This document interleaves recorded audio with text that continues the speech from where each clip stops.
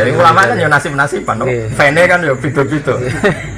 Nah, neng wong ahli hadis mungkin Imam Ghazali biasa saja. Bahkan hadisnya sering dibully. Tapi nak neng hadis kan keren, Imam Bukhari, Ibnu Hajar, Al-Asqalani kan. Ya setiap orang. Paham ya? Aku keren di dunia hoax, pencipta hoax. Setiap orang kan punya nah resiko itu adalah begini. Resikonya adalah makanya ketika beliau-beliau fatwa fikihnya itu pasti direvisi oleh man ba'da. Nah, revisi itu kemudian Imam Rafi'i ini silakan Al-Muharrar. Ini sudah saya pilihkan dari sekian kaul, sudah saya teliti.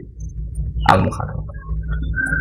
Nah, Imam Rafi'i itu masih berbau Ghazali, jadi karena dekat ya, periodenya dekat, karena hanya tinggal satu murid lagi. Itu masih gaya Ghazali. Sehingga masyhur beliau bilang, ya sujud itu apa sujud itu? Ya sujud itu watul jabah alal ardi. Sehingga dia mengesahkan sujud modalitas cilik-cilik asal watul jabah alal ardi ya sah. Itu mirip Imam Ghazali.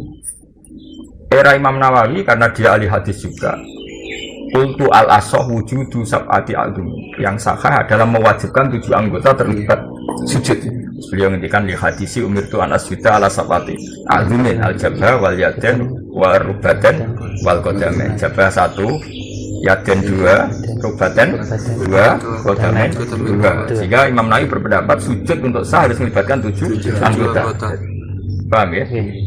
Ya sudah. Imam Rafi'i enggak. Nanti lihat. Imam Rafi'i mengatakan enggak. Ya sudah. Al-asah ya sudah, sujud itu cukup pakai jabah. Makanya kalau ada pertanyaan, yang diarani sujud itu piye? Nah lucunya semua orang menjawab, sujud itu ibadah paling hebat karena anggota tubuh paling mulia yaitu batuk atau kepala dibenturkan di bumi. Ya sudah, berarti syaratnya sujud sebenarnya waktu jabah al-ardi, dan itu yang dipikir Imam Rafi'i. Nah, Imam Nawawi berdasar hadis tadi harus melibatkan 7 anggota. Tapi udah Imam Nawawi mengatakan al-asah enggak, sujud harus 7 anggota. Kalau enggak sah. Tapi Imam Nawawi tetap menusuk dibuli mbek Sarah-Sarah, kata Sarah-Sarah. Tapi saya bersaksi Imam Syafi'i ketika di kitab pernah mengesahkan sujud tidak melibatkan 7 anggota. Saya cek di kitab ternyata Imam Syafi'i ngendikannya gini, ngeber. Saya kata Imam Syafi'i. Imam Syafi'i kan enggak pernah bilang sah enggak sah. Wa awaddu kadza wa uhibbu kadza wa akrahu kadza. Saya senang kalau orang-orang sujud itu ya 7 anggota. Karena ada hadis umir itu anak sita ala sabati azim. Dia ngendikan wa uhibbu kadza, saya senang. Tapi wayah tamilu kata beliau, saya masih hafal tadi. Wayah tamilu sujud alal jabah tok ya sah. Kata Imam Syafi'i tapi bilang yah tamilu. Berjudi lah, mungkin sah, mungkin enggak. Kalau hanya pakai jabah. Tapi alasan Imam Syafi'i masuk akal. Karena Nabi kalau wiridan hanya mengatakan sajadalaka wajhi, bukan sajadalaka wajhi wa yadi wa rubbati. Tadi ya karena Nabi wiridannya hanya bilang sajadalaka wajhi. Ya sudah, berarti enggak perlu enggak perlu rubat. Tapi yahtamilu seorang lagi yahtamilu bisa ya. Tapi tentu yang aman ya sujud ala sabati azumin, karena yang bilang ala jabah pasti darani sah. Karena sujud super lah, kan ala sabati azumin ini sujud super. Pemenang kota kono ahli yoga, wah ini fungsinya peregangan. Wah mata ini, udah wis maling mangkal. Gua tahu neng kantor pas ana acara sholat khusyuk, bapak agak datang. Ben teko, ya saya teko tuh kok nanti tiket kan seminar di kota kan nanti tiket. Ya seneng ya ora, senenge iku ya lucu wae. Ora senenge terus sholat itu kayak senam yoga. Dadi takbir itu jare apa? Ambil nafas. Biar paru-paru. Wah, fungsine sholat itu kayak senam yoga. Kok rukuk peregangan, kok sujud. Wah, apa semuanya fungsi medis tuh? Fungsi medis. Oke, saya pun iman ya, karena nggak mungkin Allah bikin gerakan tanpa fungsi, tanpa manfaat. Tapi masalahnya, akeh wong sholat loro, sing ra sholat sehat. Terus ana takok, ini peregangannya bener kok. Kan repot. Jadi mulai aku takok, "Bapak cara sampean piye?" Ifat ya wong nganggur wae cara aku. Karena tadi kalau kamu membenarkan itu, lebih ke unsur apa? Medis. Faktanya kan akeh, santri kan sholat terus kan, sing loro akeh. Sing jogging sugih-sugih ora tau loro, padahal ora tau sholat. Mulai kalau pulau barang duka tak Gus gunane duka apa? Ya gunane duka ya sujud Pak. Jare mari jembare rezeki kita ora tau duka es. Kan saya takut tadi nang kok dibantah. Ya ora duka kok sugih santri duka kok. Sugih. Dan berkelanjutan lagi mulai bae duka ya melarat sak pusune. Ada dukane mulai bae. Nah daripada rawan ngono ya Duha cari jebar rezeki yang jelas itu duha itu sujud. Ya kan tadi resikonya ulama tadi. Kue darani sholat rano fungsi medis yo keliru. Masuk gerakan sing digawe Allah kok gak ono. Sini. Tapi nek iku mbok imani, kok sholat kok senam. Yo senam. Aku nek kabur kudu ngene. Tenggang tantangan karena ini mata. Serau sama lama-lama ngono, biasa wae. Tapi ora usah gedhe biasa. Wong sing gawe seminar ngono yo kersane pangeran. Pangeran bagi rezeki macam-macam. Wis ngono wae wis. Pangeran bagi rezeki. Ya kula terusno. Wa farrajih wa min hamasa ilu ani nafisa adumuha ilayam bagi Allah yukhalal kitab. Wa aqulu fi awaliha qultu. Wa aqulu lan ngucap ingsun fi awaliha ing dalem kawitane masail nafisa ingsun ngucap qultu. Artinya ketika beliau mengomentari Imam Rafi'i karena beliau tidak sependapat, beliau ditutup dengan kultu. Artinya gini, kalau beliau tidak bilang kultu, berarti ainu ma katabahu ainu ma fil muharrar. Sesuatu yang ditulis Nawawi berarti hakikat yang ada di muharrar. Tapi kalau mulai kultu, berarti dia mulai mengkritik atau mengkontrol apa yang ada di kitab muharrar. Paham ya? Jadi kalau angker kultu berarti di muharrar direvisi. Paham ya? Kalau beliau tidak bilang kultu, berarti yang diceritakan dia ya kahanan apa yang ada di kitab muharrar.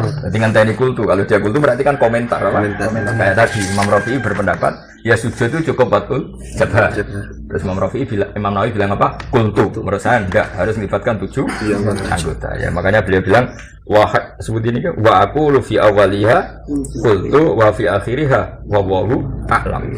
Mesti wae wa alam. Tapi dia ini baru muni kultu ya sadar nak iso wae bener Imam Rafi'i terus muni wallahu a'lam. Nah iku kowe iso niru. Wae bar ngaji muni wallahu a'lam. Kon iku titik.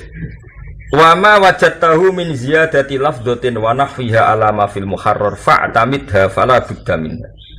Ini termasuk kekaguman saya sama Imam Nawawi. Wa ma ta apa wae wajata kang metu isira hu ing ma. Min ziyadati lafdhatin saking nambahi sak lafat sitok. Wa nahwiha lan sepadane sak lafdhah. Ingsun nambahi alama ing atase keterangan fil muharrar kang ing dalam kitab muharrar. Iku ngene fa'tamidha. Mongko wajib iktimad sira ha ing ziyadah. Senajan to sak lafdhah. Fala budda mongko tan kena ora minha sanging ziyadah. Ini hebat benar. Ini mulai kula yakin Imam Nawawi wali. Karena saya itu sinau kitab Minhajul Talibin itu lama sampai sekarang. Belum pernah saya itu tidak sinau Minhajul Talibin. Mulai pertama boyong memiliki kalau sorokan beca sarang atau sama nanti Gus Ahyat kalian di Facebook nanti saniki kula maca temu. Karena menurut saya itu gini menanya apa? Sehebat-hebatnya Imam Rafi'i itu tetap dia ada unsur walinya. Memang resiko. Kitab di Karang Wali memang resiko. Resikonya adalah ada ittikalan ala fahmil qari'. Makanya Bajuri itu sering ngeritik Fathul Qari'. Tapi kadang-kadang beliau jangan-jangan dia tidak menjelaskan ittikalan ala ilmil qari'. Dia pasrah saja pembacanya itu tahu. Apa? Tapi sebagai sareh, sebagai pensarah itu kan ono trauma nih. Wedi nak santri itu bahlul, napa? Saya beri contoh yang ekstrim gini. Ya ini kalau watorian ya. Apa saja yang saya tambahkan dalam kitab Muharrar maka wajib kamu bikin pegangan. Karena tambahan saya adalah catatan yang harus ya. Karena tambahan saya adalah catatan yang harus. Wa ma wajadtahu min ziyadati lafdhatin wa nahwiha ala ma fil Muharrar fa'tamidha fala budda. Misalnya gini namanya. Misalnya contoh gampang. Misalnya Imam Rafi'i lupa mengatakan begini misalnya kesunatan membunuh kalbun. Tentu itu kan buruk sekali dalam ilmu fikih. Pasti Imam Nawawi nambahi kalbun akur karena kalau tidak akur nggak sunat dibunuh.